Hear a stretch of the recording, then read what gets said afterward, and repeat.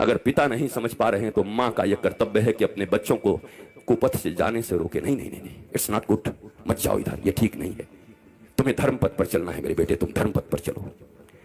पर हम सब बस एक ही चीज सिखा रहे हैं, बढ़िया कमाना।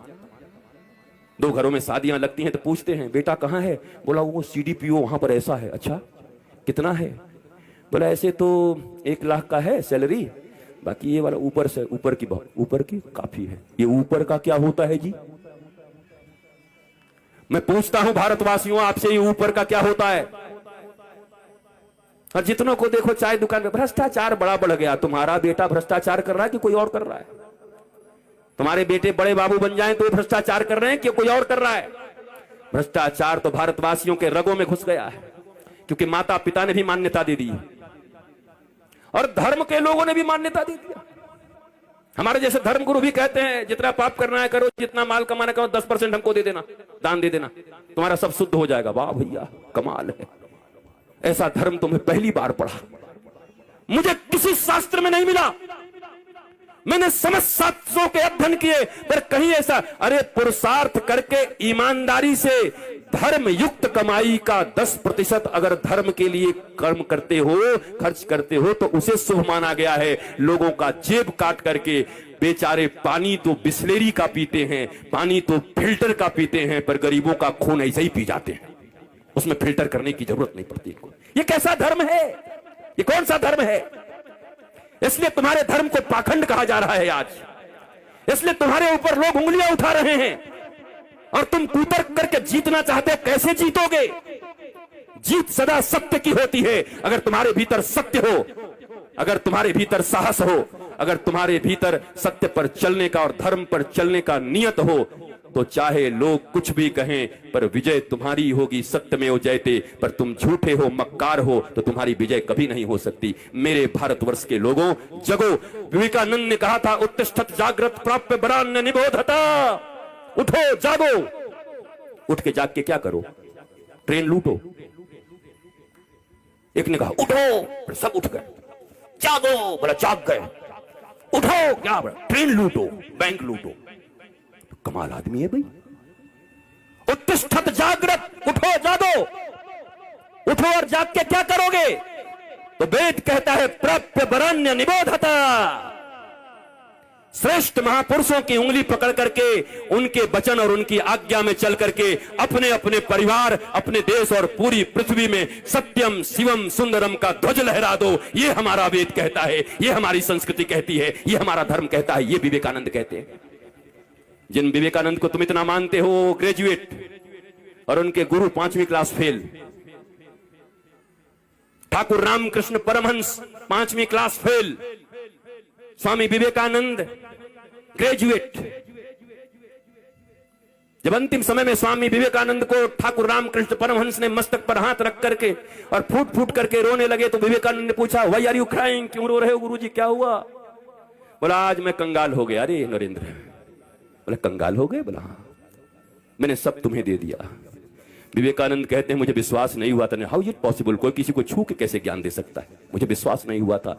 परंतु जब शिकागो की सभा में खड़े होकर के, और शिकागो की सभा में जब विवेकानंद बोलने लगे, जो गुलाम भारत से निकला हुआ एक बालक, उस समय भारत गुलाम, और वहां से निकला हुआ भारत, गुलामों की कितनी पूछ होती थी विदेशों में, कुछ नहीं, पर खड़े होकर के अपने 5वीं क्लास एकेडमिक फेल, परंतु ज्ञान में सर्वश्रेष्ठ जय राम जय कृष्ण से यामी राम कृष्ण, उनके दिए हुए ज्ञान से पूरे अमेरिका को अपने पैरों में गिरा दिया। उनका नाम स्वामी विवेकानंद है। वो स्वामी विवेकानंद अपने गुरु के कारण थे और किसी के कारण नहीं थे। नहीं तो क्वालिफिकेशन, क्या क्वालिफिकेशन गुरु की? 5वीं क्लास फेल है। आज घर में माता पिता पढ़े नहीं होते और बहू आ जाती है थोड़ी पढ़ाई तो उन्हीं से अंग्रेजी बोलने थे। डर्टी डर्टी, वो डर्टी है तुम्हारी माँ, वो सास जिसने उस बच्चे को जन्म दिया, जिसके सुहाग के चिन्ह को धारण करके तुम पूरी दुनिया में ऐसे घूम रही हो, तुम उसको डर्टी कह रही हो? सास को तुम माता और पिता को डर्टी कह रहे हो, उनको अज्ञानी कह रहे हो, उनको इलिटरेट कह रहे हो। ये संस्कार है भारत के। मेरे प्यारे भारतवासियों, 16 संस्कारों को अपनाओ। ये रात में शराबियों और कबाबियों के बीच में विवाह करने का झंझट छोड़ो। ये हमारे कभी भी सनातन धर्म में नहीं होता था। ये शराबियों और कबाबियों के बीच बैठ करके विवाह कर रहे हो, दूल्हे के मुंह में आकर के कोई बोतल घिसा दे रहा है, घट घट घट पी करके बैठ के विवाह कर रहा है। शुरुआत दिया गया, उसको कहा कि हवन करो, हवन करते करते खुद ही गिर पड़ा हवन में महाराज जी की दूल्हा। हमके तेरा ही हवन हो जाएगा यहीं पर। ये शराबी कबाबी लोग, दो तरह के कार्ड बनवाया करो, एक लाल एक पीला। पीला कार्ड उनको दो जो सात्विक लोग हैं, धर्मपरायण लोग हैं, उनको काट दो, बोला आपके आए बिना नहीं होगा। और लाल कार्ड वाले को कह दो कि तुम्हारी 5 किलो मिठाई और 5,000 रुपए का गड्डी तुम्हारे पास पहुंचेगा, खबरदार विवाह में तुम आना मत, 1 नंबर के शराबी और कबाबी हो तुम, तुम्हारे आने की जरूरत नहीं है, तुम बिल्कुल मत आना। वो देवताओं का एक संस्कार है, देवता अपनी आहुति लेने आते हैं। 2 लोगों का मिलन हो रहा है, जहां एक को नारायण कहा जा रहा है, एक को लक्ष्मी कहा जा रहा है, वर और कन्या को। वहां पर शराबियों का, कबाबियों का, मर्यादाहीन लोगों का क्या काम है? एक ऐसे पूजा और मंदिर में और संस्कार में यज्ञ के ऐसे मर्यादाहीन लोगों का क्या काम है? रातों में विवाह होता नहीं था भारत में। मुगलों के आक्रमण के कारण चुपचाप दिन में ही किसी मंदिर में बिना किसी को बताए शादी करके, रात में शादी करके लोगों को भेज देते थे। और वही प्रक्रिया फिर बाद में चालू रही। सप्तपदी की बात कल कोई कर रहा था, 7 फेरे कभी होते ही नहीं, 4 फेरे होते हैं, 7 वचन लिए जाते हैं। भारत को हो क्या गया है? कहां कहां से ज्ञान आ रहा है तुम्हारे पास? कहां से ज्ञान का खजाना मिला है तुमको? ये सब फिल्मी ज्ञान से चलाओगे दुनिया देश? तो नहीं महाराज जी, नदिया के पार में हम देखे थे, जब तक पूरे ना हो फेरे साथ, तब तक ना दुल्हा ना दुल्हन। अब नदिया का पार बताएगा कि सनातन धर्म क्या है, बताओ। तो ये वेद कहां गए, ये ऋषि कहां गए, ये मुनि कहां गए, ये तपस्वी कहां गए? तुम्हारे आंखों में खराबी हो और सब्जी वाले से जाकर के इलाज करवाओगे, ईएनटी के पास जाओगे? हड्डी टूट गई है और कहां जाओगे? हम विमान में आ रहे थे, एक आदमी बोला कि गुरुजी आपको हम पर विश्वास, बहुत विश्वास है तुम पर, बहुत विश्वास है, बहुत ज्यादा विश्वास, तुमसे अच्छा आदमी कोई नहीं है। तो क्या करूं, तुमसे विमान चलवा दूं, 500 लोग के साथ हम भी मर जाएं? विमान तो वही चलाएगा जो पायलट है ना, तुम अच्छे हो तो क्या विमान चलाओगे? तो पता ही नहीं। पैसे जिसके पास हो गए वही सबसे बड़ा हो गया। पैसा हो गया तो वही मुहूर्त बताएगा, पैसा हो गया तो वही जीजाजी तय करेंगे कि विवाह कब होगा। अरे जीजाजी को कोने में बिठाओ, वो क्या धर्मज्ञ हैं, वो शास्त्रज्ञ हैं, वो वेदज्ञ हैं, श्रुतज्ञ हैं, उन्होंने सनातन संस्कृति पढ़ी है। सनातन संस्कृति साइंटिफिक धर्म है, ज्ञान और विज्ञान में कोई अंतर नहीं है। इन्हीं अंग्रेजों ने और आक्रांतकारियों ने भारतीयों को बरगलाया कि धर्म अलग है और विज्ञान अलग है। मैं विज्ञान का छात्र हूं और धर्म परायण हूं, क्योंकि मैंने देखा कि हमारा सारा विज्ञान धर्म में सन्निहित है। हमारे धर्म में विज्ञान ही विज्ञान भरा पड़ा है, सारी साइंस भरी पड़ी है, रिचुअल्स। और हम तो एक पुस्तक भी लिख रहे हैं, ग्रंथ, साइंस बिहाइंड रिचुअल्स। विज्ञान हमारे रिचुअल्स के पीछे, पेड़ में पानी देने के पीछे क्यों, बरगद के वृक्ष की आखिर क्या कारण है कि माताएं पूजा करती हैं, क्यों इस पत्ते के ऊपर इस दिन खाया जाता है, ये उपवास क्यों होता है, ये सब विज्ञान से जुड़ा हुआ है। तुम कभी ये मत कहना कि अंधविश्वास है, सब में विज्ञान है, पर हम जानते नहीं। जानोगे तो खुश हो जाओगे, वाह हमारा इतना प्राचीन धर्म इतना विज्ञान से सम्मत था, विज्ञान से माना हुआ था। अरे आज अरबों अरब रुपए खर्च करके नासा ये बता रहा है कि सूर्य ग्रहण कब होगा और चंद्र ग्रहण कब होगा। 1000 वर्ष पहले भी हमारे गांव में पंडित जी पोथी लेकर के पतरा खोल के बता देते थे कि बुधवार को 7:35 पर चंद्र ग्रहण लगेगा। तब नासा कहां था? और उसी समय पर चंद्र ग्रहण होता था, उसी समय पर सूर्य ग्रहण होता था। मेरे भारतवासियों, अपनी गंभीरता और गरिमा को खो मत। तुम रीच हो, तुम समृद्ध हो, तुमसे बड़ा अमीर कोई नहीं है। तुम्हें ये बरगला दिया गया, तुम्हारे भीतर ये इंफीरियरिटी कॉम्प्लेक्स डाल दी गई, हीनता डाल दी गई। और याद रखना, जो लोग इंफीरियर हैं, जो लोग हीन हैं, उनको भगवान नहीं मिलते। भगवान का नाम है दीन बंधु दीनानाथ। हीन बंधु हीनानाथ नाम नहीं है उनका, सुना है? हीन बंधु हीनानाथ, दीन बंधु दीनानाथ। दीनता, सब कुछ हो पर दीनत्व हो, सब कुछ हो पर तुम्हारे भीतर सहनशीलता हो। तुम ज्ञानी हो फिर भी झुके हुए हो। फलों से लदा हुआ वृक्ष झुका हुआ है, तना हुआ नहीं है। अहंकारी खड़े होते हैं। इसलिए मैं आपको प्रणाम करके कहता हूं, इस बेरमो के इतिहास में मैं ये जरूर कह सकता हूं, तुम्हें विश्वास हो न हो, पर मेरा ऐसा मानना है, वो कभी कभी फिल्म का वो गाना है कि मैं पल दो पल का शायर हूं, पल दो पल मेरी कहानी है। मुझसे पहले कितने शायर आए और आकर चले गए, और क्या कुछ पल मेरी हस्ती है। मैं भी एक पल का किस्सा हूं, तुम भी एक पल के किस्से हो। कल तुमसे जुदा हो जाऊंगा, जो आज तुम्हारा हिस्सा हूं। मैं पल दो पल का शायर हूं। यहां कथा कही जाएगी, पहले भी कही गई है, बाद में भी कही जाएगी, पर मुझे विश्वास है बेरमो वासियों के हृदय में अगर कोई नई इबारत लिख के जा रहा है तो ये जटा वाला बाबा ही लिख के जा रहा है। भारत को जगाने का सूत्र दे के जा रहा हूं, और कोई मोह नहीं, प्यार से भरा हुआ हूं, प्यार लुटाने आया हूं। आप ग्रहण करना, मेरी बातों को कठोर मत मानना, आप चिढ़ना मत मुझसे।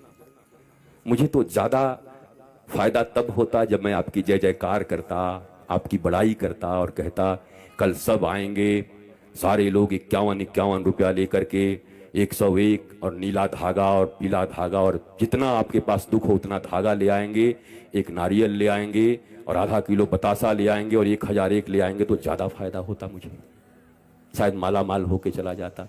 पर याद रखना, वो माला माल नहीं है, माला माल तो वही हैं। वो बड़ा सुंदर, वो भी एक गाना मुझे याद है, जिस रस्ते से तू निकले वो फूलों से भर जाए, तेरे पैर की कोमल आहट सोते भाग्य जगाए। एक तू ही धनवान है गोरी, गोरी कौन है? हे कृष्ण करुणा सिंधु दीनबंधु जगतपते गोपीश गोपिका कांत राधा कांत नमस्तुते। तप्त कांचन गौरांगी श्री राधे वृंदावनेश्वरी वृषभान सुते, देवी प्रणमामि हरि प्रिये। तप्त कांचन गौरांगी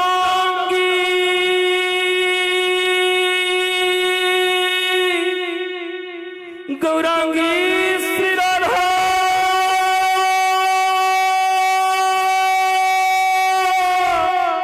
श्री राधा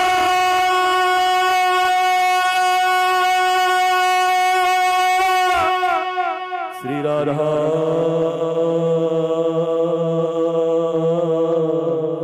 श्री राधा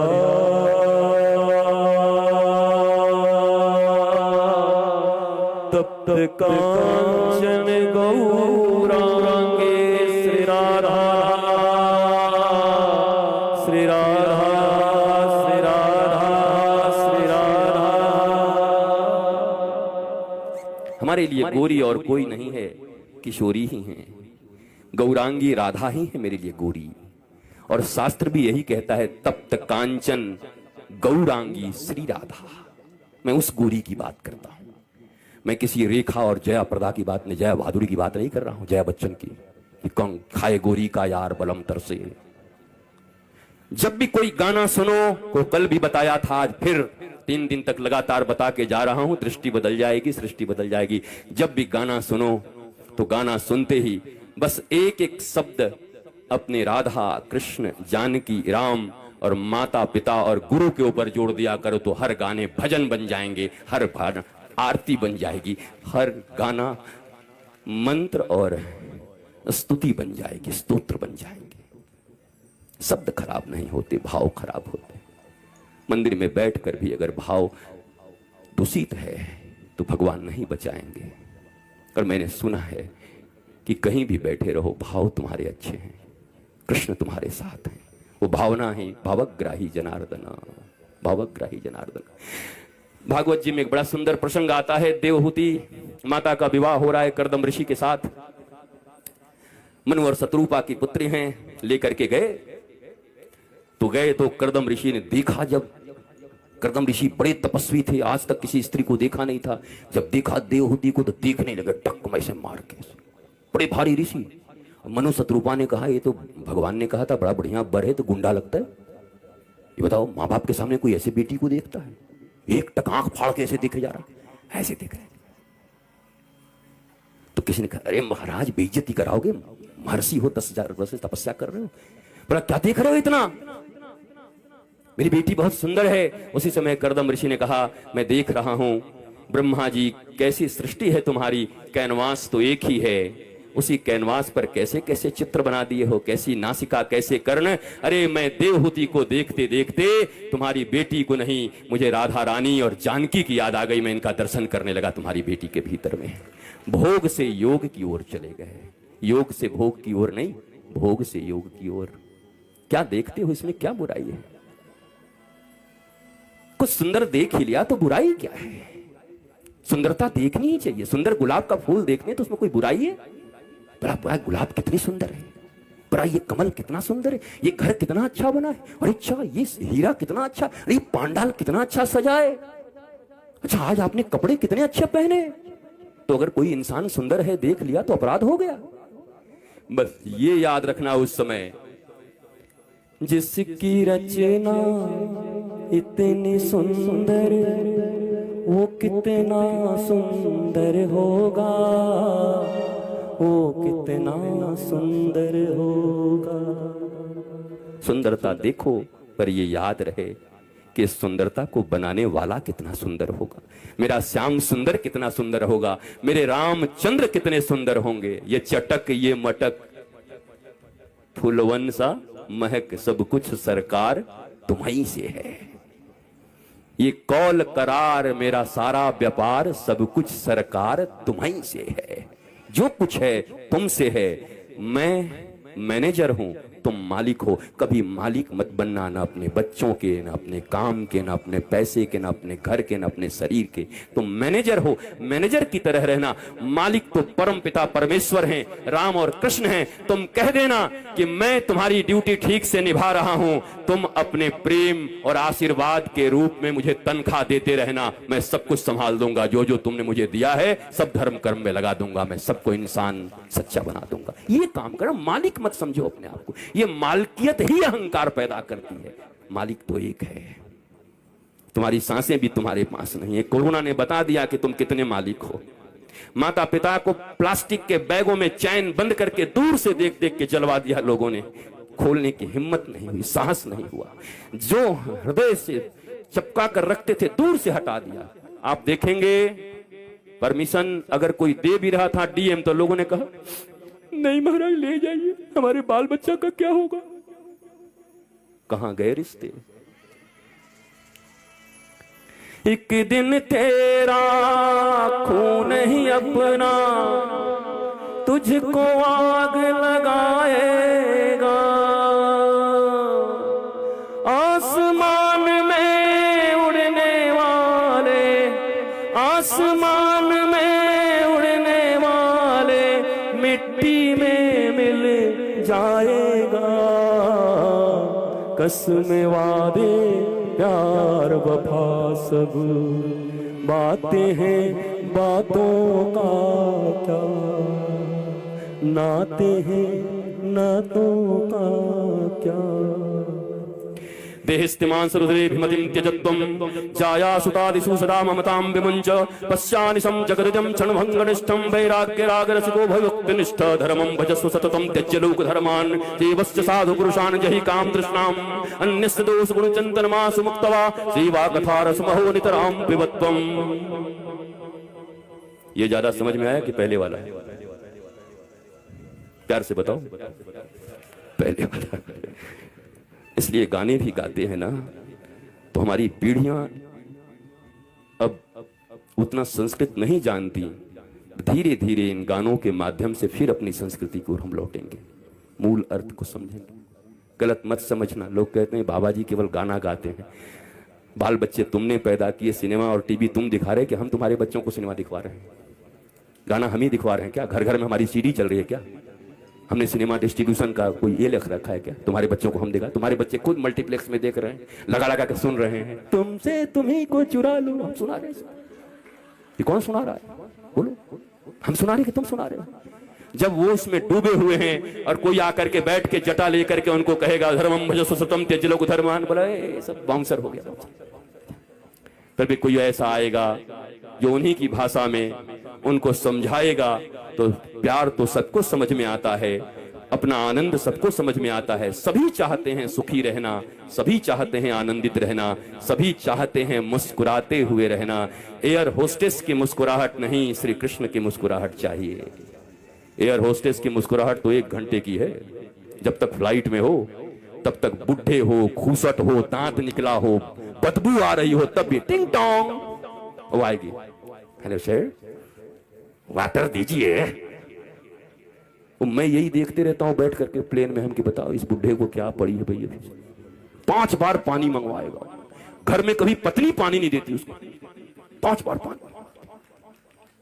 अब दांत ऐसे, वो भी बेचारी क्या करे, मुस्कुराना पड़ रहा है। मैं जब जाता हूं तो देखते के साथ एयर होस्टेस मुस्कुरा जाते हैं कि आ गया यही बाबा हम लोगों के विषय में बोलता है। वो आती है, फोटो भी लेती है। बोला मैं एक फोटो, हाँ ले लीजिए ले लीजिए। पर मैं कहता हूं बेटी, मैं ना भगवान श्री कृष्ण के प्रवचन के लिए कहता हूं। मैं सोचता हूं कहीं धो धाने दे सब मिलकर कि बाबा हमेशा हम लोगों के विषय बोला करता है। वो एयर होस्टेस मुस्कुराती हैं क्योंकि उन्हें मुस्कुराने के ही पैसे मिलते हैं। वो तुमसे खुश होकर नहीं मुस्कुराती, उनकी नौकरी है। नीचे उतर करके और एयरपोर्ट से बाहर निकल करके उसको जाके पकड़ के जरा पानी पिलाओ, निकाल के सैंडल मारेंगे पटाख से। तेरे बाप के नौकर है, पानी पिलाए। फ्लाइट में मेरी नौकरी है कि हाँ मेरी नौकरी है, पानी पिलाए तुमको यहां पर। एयर होस्टेस की मुस्कुराहट 1 घंटे की है, मजबूरी की है, पापी पेट का सवाल है। पर एक हमारे श्री कृष्ण हैं, जब मथुरा पर जरासंध ने आक्रमण किया, काल यवन को लेकर 23 करोड़ सेना को लेकर के आक्रमण किया। काल यवन मिस्र का राजा था, इजिप्ट का। उस समय अगर भौगोलिक दृष्टिकोण से बात करोगे, मैं जियोलॉजी और ज्योग्राफी दोनों पढ़ा हुआ हूं, तो मैंने उसको भी मार्क किया है। उस समय इजिप्ट के राजा थे वो काल यवन।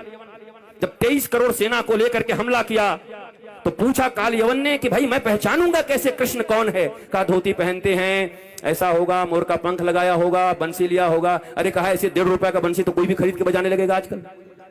कोई मोर पंख लगा लेगा, धोती पहन लेगा, ऐसे पहन के कृष्ण बन जाएगा, एकदम खड़े होकर के डांडिया करने लगेगा ऐसे करके। महाराज आजकल कर ही ले, 50 आदमी कृष्ण बन जाए और डांडिया करने लगे गोपी बन करके, क्या पता है। वो तो 10,000 रुपए के ड्रेस है, खरीद के तुम भी बन जाओ। कालीवन ने कहा कोई पक्का पहचान बताओ श्री कृष्ण का।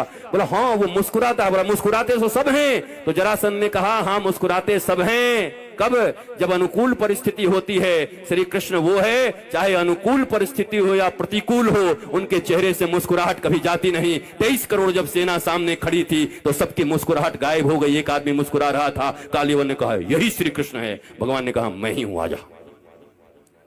मुस्कुरा मैं ही सकता हूं, बुरी से बुरी परिस्थितियों में भी, परिस्थिति कुछ भी हो। सीताराम सीताराम सीताराम कहिए, जाहि विधि राखे राम आही विधि रहिए। ये भावना हो जीवन में। धन्यवाद निर्विवाद राम राम कहिए, जाहि विधि राखे राम वाही विधि रहिए। कभी घन घना, कभी मुट्ठी चना, कभी वो भी मना। फीकर सबको खा गई, फीकर सबकी पीर। फीकर सबको खा गई, फीकर सबकी पीर। अब फीकर की जो फांकी करे, वाको नाम फकीर, वाको नाम कबीर। जो फिक्र को भी खा जाए ऐसे करके। आया है खराब समय, समय है ना, समय खराब आया है, अच्छा भी हो जाएगा। जब सुख नहीं टिका तो दुख कहां से टिकेगा। जब सदा सुख नहीं टिकता तो सदा दुख भी कैसे टिकेगा। टिकने वाला तो आनंद है। सच्चिदानंद भगवान की शरण में जो रहता है, नॉलेजफुल होके रहता है, ज्ञानवंत होके रहता है। ज्ञान जरूरी है, ज्ञान। गुरु कौन है? Your living master, living ideal, आदर्श जो खड़े हैं टीचर की तरह तुम्हें ज्ञान देने के लिए, तुम्हें सारी परिस्थितियों से निकालने के लिए, उन्हें सदगुरु कहा जाता है। ऐसे कभी किसी सदगुरु की शरणागति मिल जाए तो शीश काट कर देने से चूकना मत। शीश देने का अर्थ है कान, नासिका, मुख।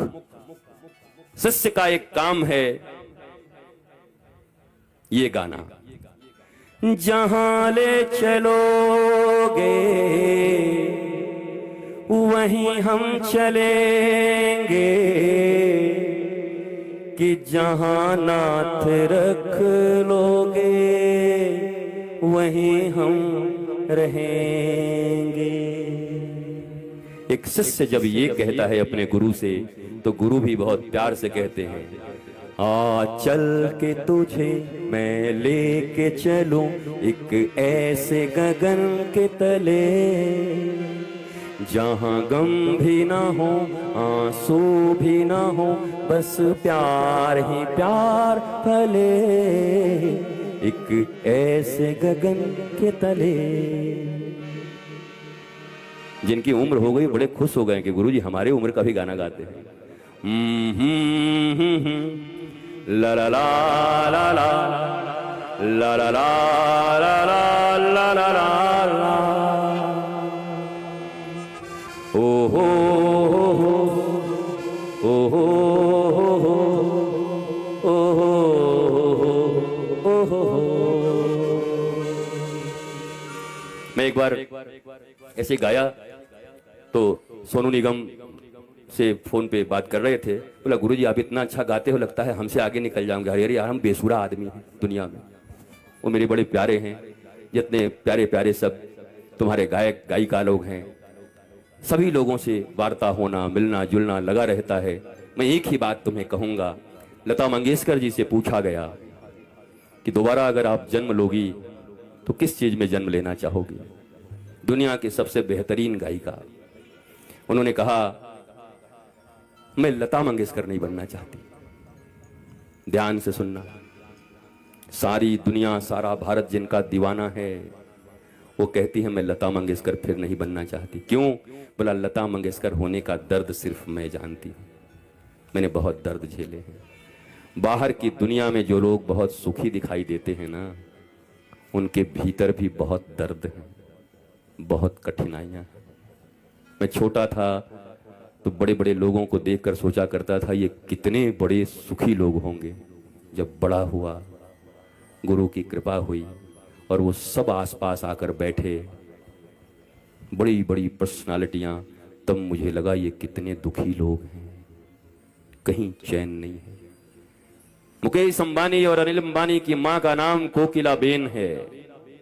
अंबानी बंधनु, अब मैं कहने का हिम्मत कर सकता हूं, कोई कह भी नहीं सकता, और ऑन रिकॉर्ड कह रहा हूं।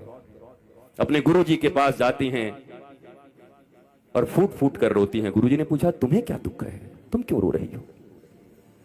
इतना धन इतना सम्मान, तो रोते हुए अपने गुरु को कहा गुरुदेव एक चीज आशीर्वाद दे दीजिए, मैं बहुत दुखी हूं। क्या? बोला मैं चाहती हूं मेरे 2 बेटे और 2 बहुएं हैं, बस वो साथ रह लें, ये सुख मुझे कब मिलेगा? तो उस दिन गुरु ने कहा मुझे पता चल गया, भले ही तन के कोई पहाड़ पर हो, पर आनंद और सुख उसको नसीब होगा ये जरूरी नहीं है। ये तो भगवान की कृपा और गुरु के दिए संस्कार से ही संभव है। अगर ये होगा तभी जाकर के घर परिवार समाज और देश में आनंद होगा, आह्लाद होगा, प्रेम होगा और शांति होगी। मेरे भाई बहन, मेरे माता पिता, कितना धनवान होना चाहते हो? कितना और धनवान बनोगे बताओ मुझे, कितना धनवान बनोगे?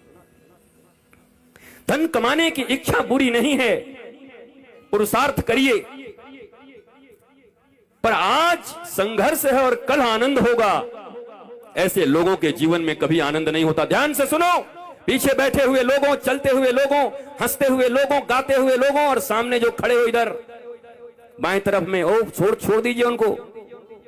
ये भैया जो इधर लोग खड़े हैं, या तो बैठ जाओ लाला मेरे, और दांत ही निकालते रह जाओगे ऐसे देख करके, हा हा हा करते रह जाओगे।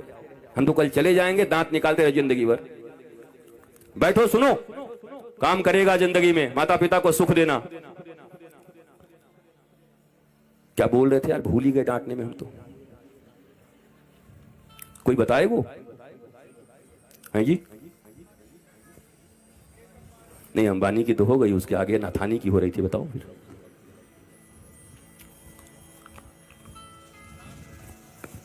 हाँ जी, हाँ, साथ रहो, साथ रहो। भारत गांवों का देश है, परिवार कितना अच्छा होता था। आपने देखा है पहले के परिवार, दादाजी 4 भाई, एक गांव में घर है, बीच में तुलसी का बिरवा है, एक तरफ बड़े दादाजी, इधर उसी में फिर बहुएं, फिर छोटे काका।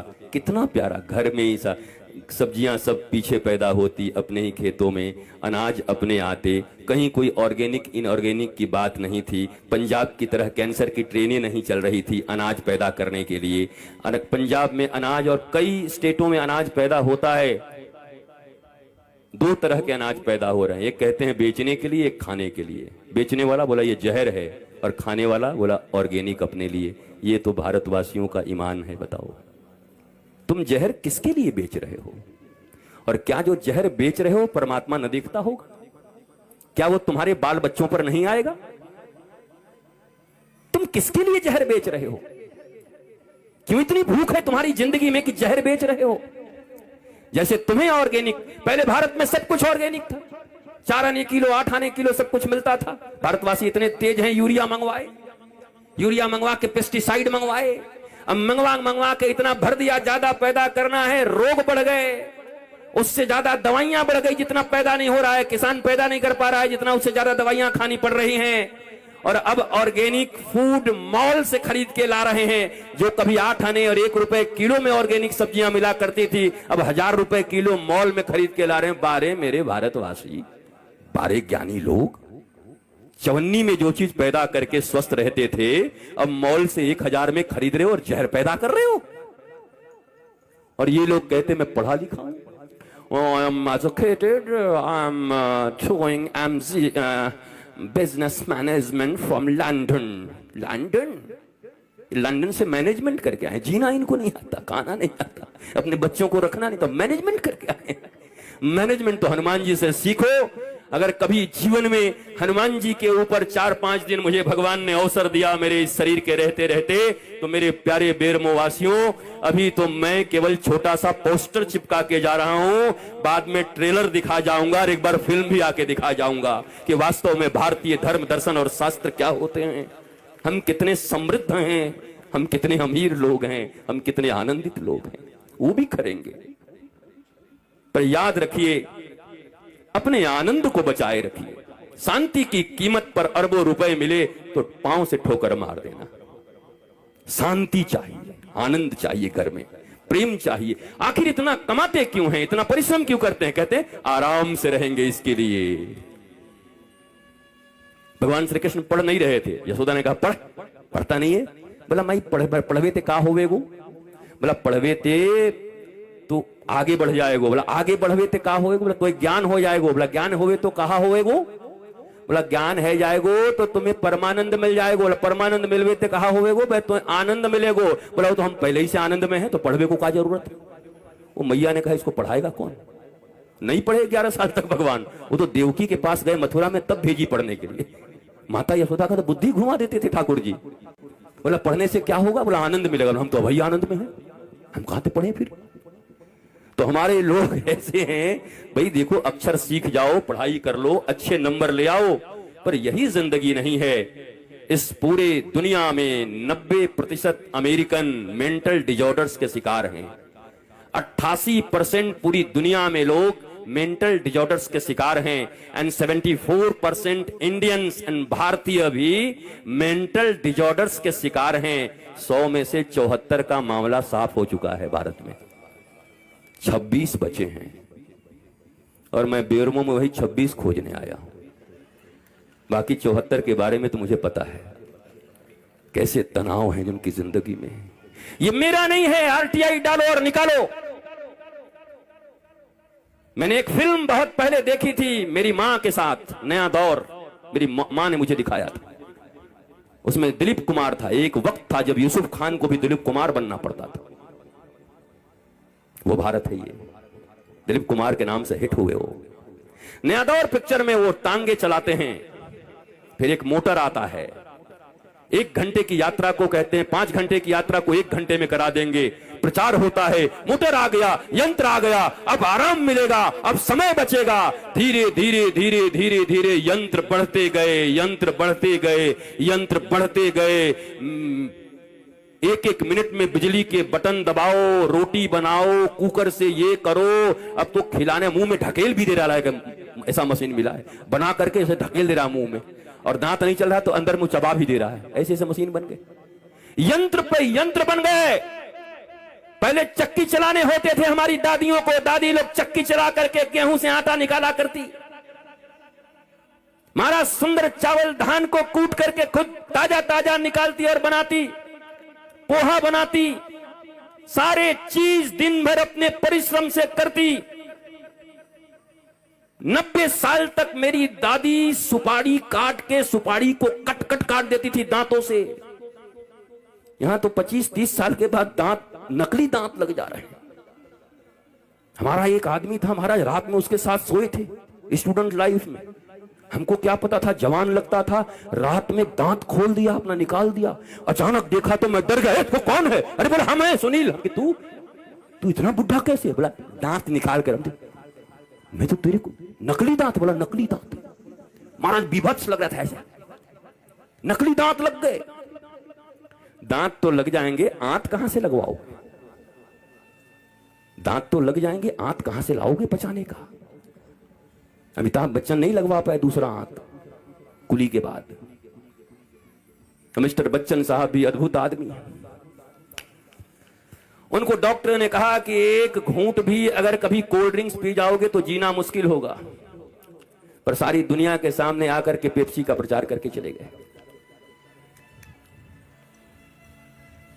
कैसे रोल मॉडल हैं, कैसे सुपरस्टार हैं। कभी कभी प्रश्न उठता है जीवन में, जब आपको पता है कि ये स्वास्थ्य के लिए अच्छा नहीं, तो क्या सिर्फ करोड़ 2 करोड़ के कारण अपने प्यारे भारतवासियों को कुछ भी प्रचार करके बता दोगे? अपने भारत के बच्चों को कुछ भी दे दोगे? ये कैसे रोल मॉडल, ये कैसे हीरो है? पर ये प्रचार तंत्र ने सच्चे गुरुओं को, माता पिता को और संतों को और ज्ञानियों को कूड़े के भाव में पीछे छोड़ दिया, इनको पाखंडी बता दिया।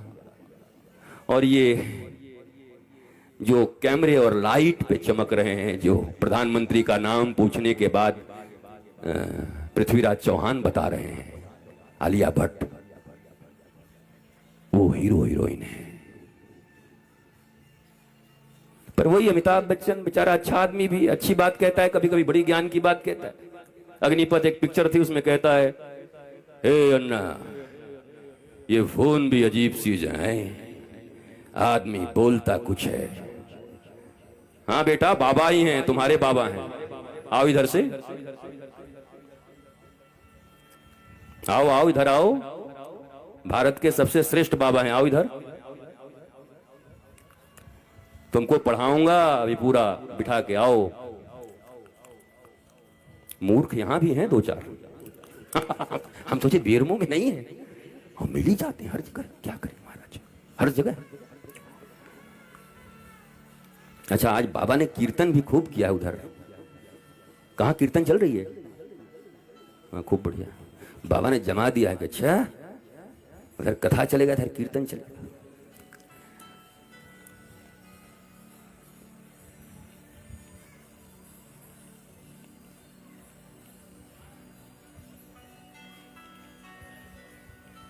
हीरो नहीं, मत रोको मत रोको मत रोको, कल कल कल कल बता देना। कल उनको एक शास्त्र देंगे, उनको जाके दे देना बस।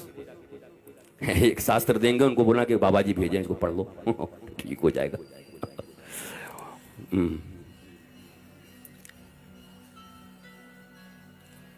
माता पिता को हीरो मानो, उनको अपना मानो। आज अच्छा नहीं लगता होगा, पर इतनी पक्की बात है कि बोरे में भरने से और सूटकेस में भरने से बच जाओगी मेरी बेटियों, अगर मम्मी पापा की हर बात मान के चलो, गुरु की बात मान के चलो, तो जीवन सुरक्षित रहेगा। उनसे अपना कौन होगा? आपको कभी कभी शंका हो जाता है कि मेरी मां मुझे प्यार नहीं करती, पिता नहीं करते। मेरे प्यारे बच्चों, आपको मैं बड़े प्यार से कहता हूं और पूर्ण विश्वास से कहता हूं, और इतने 51 साल के अनुभव और इतने शास्त्र पढ़ने और सारी दुनिया देखने के बाद बोलता हूं, और फिर गौरव से कहता हूं, दुनिया के सबसे बेस्ट फ्रेंड माता और पिता हैं। मम्मी पापा से बढ़िया मित्र कोई हो ही नहीं सकता। उनसे सब शेयर किया करो, सब और आप सब भी दिन रात डांटा मत करो, हड़काओगे तो फिर वो बोलेंगे नहीं। मित्र बन के रहा करो बच्चों के। उनको कह दो तो फेल भी हो जाए तो दौड़ के आना, तेरी मां का आंचल तेरे लिए सदा इंतजार करता रहता, फिर अगली बार पास कर जाएंगे, चिंता मत कर, आजा। डराओ मत बच्चों को, बच्चों को अपना बनाओ। जब आप दोनों में एकता होगी, आप दोनों में अपनत्व होगा, तो बाहरियों की जरूरत नहीं पड़ेगी। और याद रखना, मंथरा को पहचानने का सबसे अच्छा उपाय है, जब तुम्हारे और तुम्हारे परिवार के विषय में कोई बाहरी व्यक्ति तुमको समझाने लगे तो समझ लेना कि राम के घर में मंथरा का अवतार हो चुका है और अब इस घर में भी आग लगने वाला है। बिल्कुल मत सुनना। तुम और तुम्हारे घर में तुम्हारे परिवार काफी हैं अपनी समस्याओं को सुलझाने के लिए, पर कोई आकर उनसे भी अपना बनने लगे तो समझ लेना मामला खराब हो रहा है। अब मंथरा प्रवेश कर गई है। अब कैकेयी को मिलाकर तुम्हारे घर में राम को भी तबाह कर दिया जाएगा, दशरथ को भी तबाह कर दिया जाएगा, भरत जैसे संत को भी तकलीफ हो जाएगी। और मिला क्या बताओ, उस कैकेयी को मिला भी क्या बेचारी को? अपना बेटा ही मां कहने को राजी नहीं है। जिस बेटे के लिए की वो बेटा ही मां नहीं कहता। इसलिए मेरी मां, मेरे भाई बहन, आप सब भी अपने बच्चों का पालन ऐसे ही करो। रामचरितमानस का बस इतना ही अर्थ है। कथा मैं कह सकता हूं, सीरियल वाइज कह सकता हूं, एक एक सूत्र से। मैं कंब रामायण से कह दूं, रामचरितमानस से कह दूं, वाल्मीकि रामायण से कह दूं। वाल्मीकि रामायण मैंने कभी कहा है, कभी सुनना अगर तुम्हें उपलब्ध हो जाए। संपूर्ण वाल्मीकि रामायण सुनकर आश्चर्यचकित हो जाओगे। पर इन 3 दिनों में मुझे ऐसा लगता है कि रामायण के, महाभारत के, भागवत के, हनुमान चालीसा के, शास्त्रों के और इस संसार में के वर्तमान में चल रहे कुछ घटनाओं को लेकर के एक ऐसी कॉम्बो डिश बनाई जाए जो डिश टेस्टी भी हो, रुचि भी जिसमें हो और जो नीतिवान भी हो, जिसमें धर्म भी हो और उसको सुनने में भी रुचि आए। इसलिए मैंने एक डिश आपके लिए बनाया है और इसका नाम है त्रिदिवसीय राम विमर्श महोत्सव, जो सबके जीवन में आराम ले आएगा, आनंद ले आएगा, प्रेम ले आएगा, सबके घरों में शांति ले आएगी बस इसका पालन करने से। मस्त रहिए, स्वस्थ रहिए, आनंदित रहिए। लोग हमको छोड़कर जाएं वो हम नहीं चाहते। तुम बैठे रहो और अब हम चलें, ये ज्यादा अच्छा है। ठीक है ना? प्यास लगी रहनी चाहिए।